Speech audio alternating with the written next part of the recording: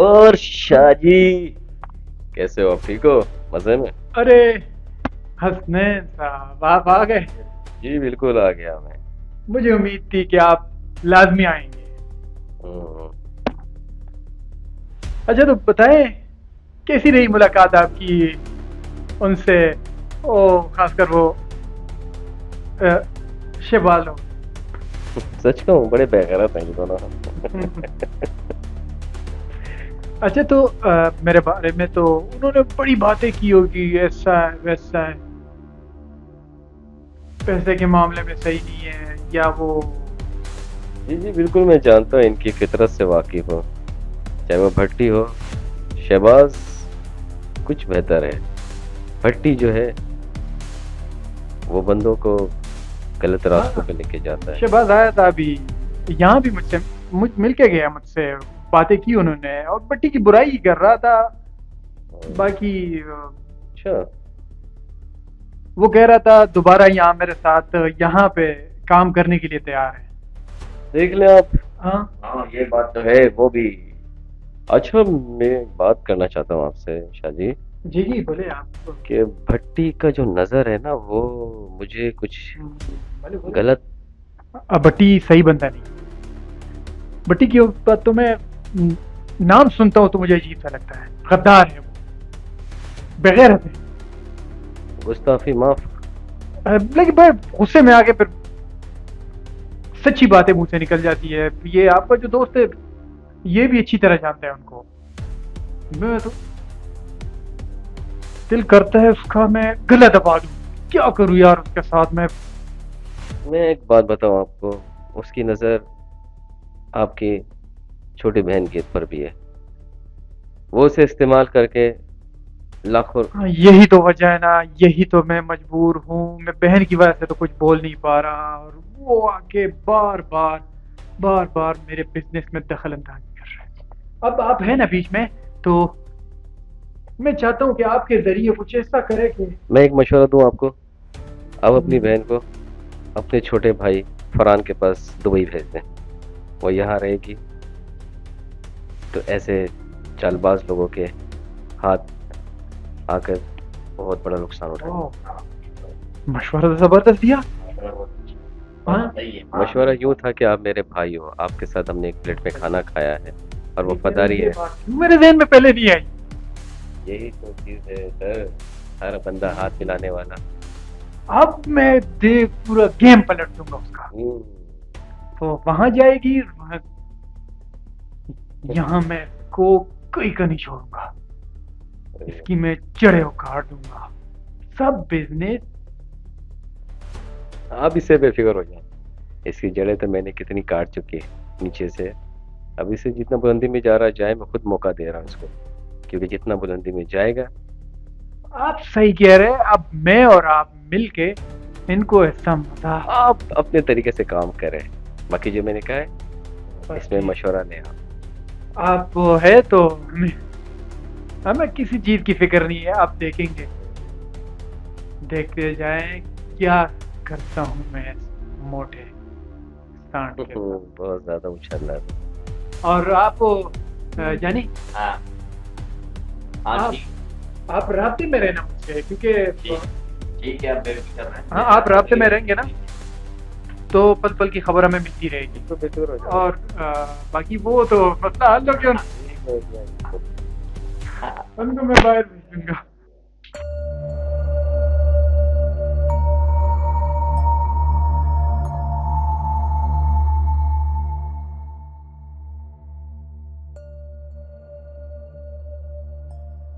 Body بڑا پریشان نظر آ رہا، تو وجہ بتا.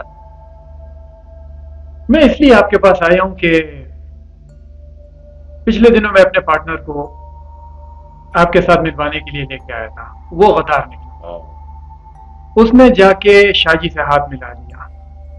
ارے یہ ان کا کام دھندا یہ. اب یہ مل کے میرے کام کو ٹپ کرنا چاہتے ہیں، لیکن میں نے بھی صحیح گیم کھیلا ہے.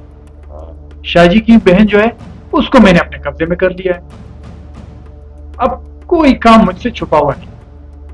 لیکن پریشانی مجھے اس بات کی ہے نا کہ وہ لوگ مل کے اب کچھ بھی کر سکتے ہیں کیونکہ حسنین بھی ان کے ساتھ ملا ہوا ہے. اب میں بالکل اکیلا ہوں اور میں چاہتا ہوں کہ مجھے آپ کی سپورٹ ملے. اگر آپ کی سپورٹ مجھے مل جائے نا تو 3 کیا ہم 10 پہ بھاری ہو جائیں گے. بٹی دیکھ تیرا مارکیٹ میں ہاں میری بات سن, مارکیٹ میں تیرا نام بڑا خراب ہو گیا ہے اور میں کوشش کروں گا کہ تیرا لیے کوئی راستہ نکالوں. بس ابھی آپ کی کرم نوازی پہ میں بیٹھا ہوں.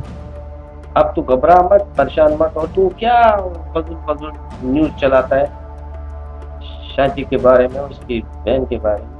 دیکھو کہیں جھکاولا نہیں پڑتی ہے, تب جا کے انسان کچھ کر پاتا ہے. تم بدماشی مت دکھاؤ. بدماشی میں نے کب دکھائی؟ ارے تم نے اتنا بڑا بات کیا, میں کیا بول, میں خود پریشان ہوا. کسے کیا ہو گیا؟ شاجی بھی مجھے بلایا, حسن نے بھی مجھے بلایا, دونوں نے مجھے بات کی. دیکھو سیاست. ٹھیک ہے آپ کہہ رہے تو میں چپ کر جاتا ہوں, ورنہ سیاست سمجھو گے تو کامیاب ہو جاؤ گے. سیاست کا مطلب یہی ہوا کہ مسکراہٹ پہ ہی سارا کام کر جاؤ. سمجھا؟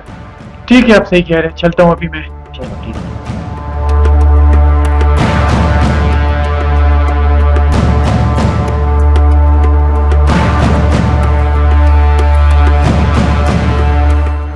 السلام علیکم بھائی, کیسے ہیں آپ؟ باجی منہ بولی باجی, کیسا لگا ہمارا پلان؟ زبردست. اتار دیا تم نے بٹی کو بوتل کے اندر. شیشے میں اتار دیا اس سے میں نے. اب اگلا قدم یہ ہے کہ تم مجھے اس کی ساری ڈیٹیلز جو تم نے وہاں سے اکٹھی کی ہے وہ میری طرف تم سینڈ کرو. اس کی ویڈیو جتنی بھی ڈیٹیل ہے بزنس کی, تو ہم اس کو ادھر ہی سے اس کو گھیریں گے اور اس کا سارا بزنس ہم اپنے ہاتھ میں لے لیں گے. بے فکر ہو جائے بھائی. اور تم سے اچھا یہ کام اور کوئی نہیں کر سکتا تھا. اور اگلا کام, اب وہ دوسرا نہیں ہے شہباز, تو کیا کرنا ہے؟ اس کو تم نے اپنے ہاتھ میں لینا ہے تاکہ سب ہماری مٹھی میں آ جائے, تاکہ کسی کو پر مارنے کا موقع ہی نہیں ملے اور سب کچھ میرا مارا ہو جائے گا. ان کا یہ خیال ہے کیونکہ یہ سارا گیم ہمارا ہی بنایا ہوا ہے.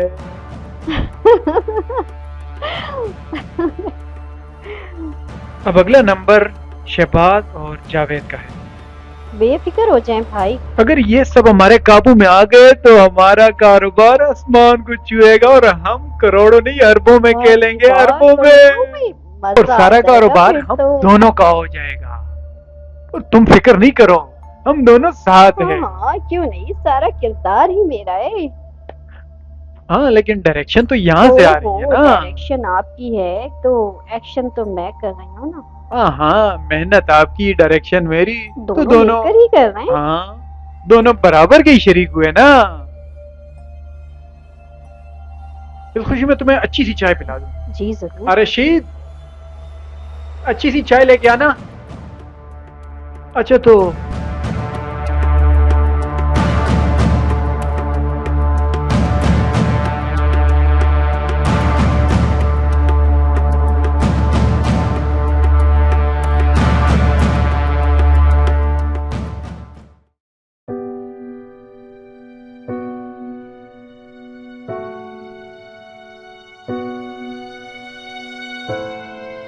اب تم پریشان بالکل مت ہو اور بچوں کو خیال. السلام علیکم سر, کیسے ہیں آپ؟ وعلیکم السلام. خیریت سے؟ تھینک یو سو مچ سر کہ آپ نے میری رہائی کروائی. ہاں میں نے رہائی تو تمہیں دلوا دی ہے, لیکن کیوں تم سمجھتی ہو, میں نے اپنے دوستوں کو جو میرے ساتھ فراڈ کرتے ہیں نا ان کو بھی میں نے ہمیشہ معاف کیا ہے. اور تم ایک فیمیل ہو, عورت ہو, اور میں نہیں چاہتا کہ عورت کو کسی طرح سے بھی کوئی تنگ کرے یا اپنے جرم کی کوئی سزا پائے. اس کو سیدھا راستہ چلنے کی میں پوری کوشش کرتا ہوں, اس کو سہارا دیتا ہوں. اب بھی وقت ہے, تم سدھرو, کیونکہ انسان کی زندگی ایک دفعہ اس کو ملتی ہے اور یہ معاشرہ عورت کو کبھی معاف نہیں کرتا ہے. عورت اگر سیدھے راستے پہ چلتی ہے تو چند لمحوں کی پریشانی ہوتی ہے، پھر وہ صبر و جی استقامت سر، سے کچھ غلطیاں تھیں جو مجھ سے ہو گئی. اپنی زندگی گزار لیتی ہے. لیکن تم پریشان مت ہو، تمہیں اپنے آپ کو صحیح کرنا ہے، سیدھے راستے پر آ کے جائز کام کرنے ہیں جو آنے والے وقت میں تمہارے بچوں کے لیے بھی بہتری ہو. فراڈ کا، دھوکے کا پیسہ یا کوئی بھی چیز کب تک کھا لو گی تم؟ آخر وہی تمہیں عذاب دلوا دے گی. یہ بھی تو ایک عورت ہے، کتنی مشکلات جھیلی ہے اس نے. اس کا بچہ کڈنیپ ہوا اور آج میرے خان کے کہنے سے، خان نے میرے کہنے سے وہ جائیداد کا کچھ حصہ اس کے نام کیا ہے. دیکھا نا، صبر کیا اس نے، صبر استقامت سے لائف گزاری. اور ایک تم ہو، اپنی لائف کو صحیح طرح سے گزارنے کی بس تو کوشش میں کرو. کچھ لالچ میں آ گئی تھی تو زیادہ ہی، ہم، اس لیے میں غلطی کر بیٹھی. ہاں. آئندہ سے یہ غلطی نہیں ہوگی. آپ نے میرا ساتھ دیا، مجھے چھڑایا، میں آپ کے تہ دل سے شکر گزار ہوں. آئندہ سے میں جو ایسا کچھ انسان نہیں صحیح کروں. طریقے سے کام کرتا ہے اس کو اللہ تعالیٰ مدد کرتا ہے. تم نے جائیداد حاصل کرنے کے لیے، خان کو بے وقوف بنانے کے لیے ایک بچے کو اغوا کیا اور خان کو بتایا کہ یہ میرا بچہ ہے. اور خان نے خوشی میں اپنی تمام جائیداد بچوں کے نام کر دی. جب بچے کے نام کر دی تو تمہیں آگ لگ گئی. تم نے دوبارہ اس بچے کو اغوا کیا صرف اس لیے کہ اس کو نقصان پہنچا دیا جائے اور خان کو مجبور کر دیا جائے کہ وہ بچہ ختم ہو گیا اور جائیداد آپ میرے نام کر دو. لیکن جسے اللہ رکھے اسے کون چکے. بچہ سامنے آ گیا، بچہ اپنی ماں کے پاس چلا گیا. لیکن تمہیں کیا ملا؟ تمہیں خان نے طلاق دے دی. تمہارے ان کرتوتوں کی وجہ سے تم نے اپنا گھر خراب کر لیا. کیا سمجھتی ہو یہ دھوکہ، یہ فراڈ تمہیں زندگی دے گا، عزت دے گا، رسوا کر دے گا؟ یہ تم سمجھو ان باتوں کو. رسوا کر دے گا، بدنام ہو جاؤ گی. مرد تو جیسے تیسے زندگی گزار لیتا ہے، عورت کی زندگی تباہ ہو جاتی ہے. اس پیسوں کے چکر میں اپنی خوبصورتی سے فائدہ اٹھاتی ہے. تو جھوٹ بول کر لوگوں سے حاصل کرنا چاہتی ہوں کچھ نہ کچھ. معصوم ہو آپ، اس معصومیت سے فائدہ اٹھاتی ہو، بے وقوف بناتی ہو ہم مردوں کو. اور مرد ان کی باتوں میں آ جاتے ہیں، ان کی اپنی ساری جائیداد دے دیتے ہیں، شادیاں کر لیتے ہیں، عیش کر لیتے ہیں یہ. اور ان کے لیے ان کی باتوں میں آ کر، ان کی معصومیت میں گر کر بھول جاتے ہیں بیچارے کہ یہ کیا چیز ہے. یہ اتنے معصوم ہوتے ہیں مرد، اور یہ ان کے ساتھ فراڈ کر کے اپنی لالچ، اپنی خود غریزی سے اپنے گھر کو تباہ کرتی ہے. لیکن اس شخص سے پوچھو، جب اس کو پتا چلتا ہے کہ میری بیوی نے میرے ساتھ فراڈ کیا ہے، بچہ کڈنیپ کیا، بچہ شو کیا، یہ تمہارا بچہ ہے، اور وہ بیچارہ بچہ پھر کڈنیپ ہوا،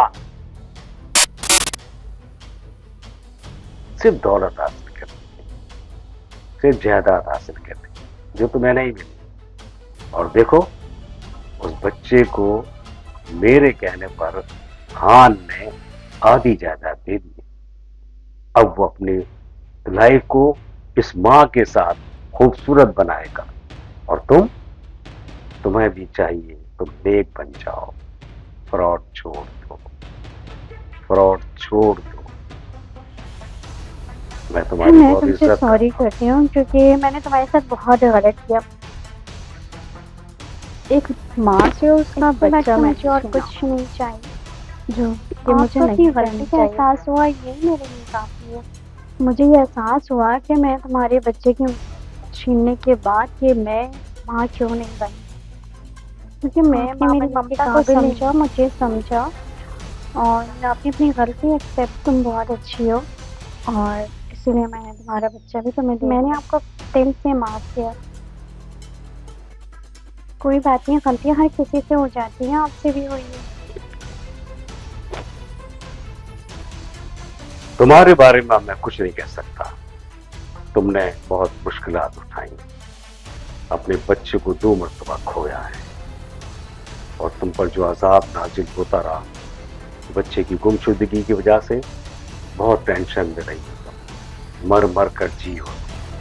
लेकिन अल्लाह बहुत बड़ी ज़ात है, बहुत बड़ी ज़ात। उसने तुम्हें उसका इनाम ये दिया कि बच्चा भी तुम्हारी गोद में आ गया, और बच्चे के जरिए कुछ जायदाद का हिस्सा भी आ गया। तुम्हारे पास कुछ नहीं था, लेकिन आज तुम बहुत चीजों की मालिक हो, एक बच्चे की वजह से। जिस बच्चे की वजह से तुमने परेशानियां उठाई हैं, उसी बच्चे ने तुम्हें बहुत कुछ दिलवा दिया। अब तुम अपने बच्चे की बेहतरीन तरबियत कर सकती हो, आला तालीम दिला सकती हो, और ये सब उस शख्स की मेहरबानी है जिसने मेरा कहना मानकर तुम्हारे लिए सब कुछ किया। बहुत शरीफ इंसान है, बहुत शरीफ इंसान है। अल्लाह ने उसको बहुत दिया है, बहुत कुछ नवाजा है, बहुत मेहनत करता है वो, लेकिन मेरी बात हमेशा मानता है। अगर मैं नहीं कहता तो शायद उसके जहन में ये बात नहीं आती, लेकिन मेरे कहने से, और मैंने क्यों कहा कि तुमने मुसीबतें उठाई, बच्चा तुमसे दूर रहा, और तुम एक अजाब में जिंदगी गुजार रही हो, उसका इनाम अल्लाह ने ये दिया कि उस शख्स को मैंने कहा और उसने मेरी बात मानी और अपनी जायदाद का हिस्सा तुम्हारे नाम किया। अब तुम्हारा फर्ज बनता है कि बच्चों की हिफाजत करो, अपनी निगरानी में रखो, किसी को मत दो, हर जगह जाओ, बच्चों को साथ लेके, और तालीम हासिल करने का पूरा मौका दो, बेहतरीन तरबियत दो बच्चों को, ताकि ये मुल्क के लिए एक कीमती असासा साबित हो सके, बहुत हमारे लिए आसानी पैदा कर सके।